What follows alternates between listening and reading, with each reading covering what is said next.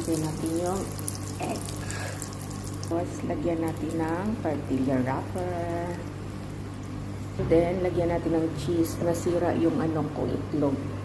Hindi kasi luma na kasi yung dapat stick. Pinatira kong Nutella. Ilalagay ko yan siya dyan. Then, nilagay ko yan saging, kamatis. Tapos yung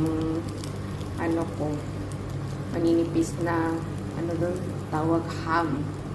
Ang hirap mag-vlog. Ay, lagyan ko ulit siya ng cheese.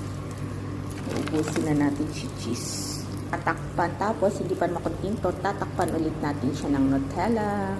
Para, hindi pa siya sunog, di ba?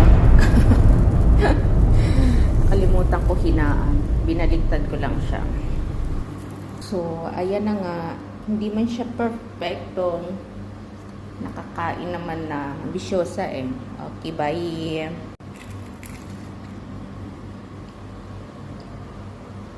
Harap.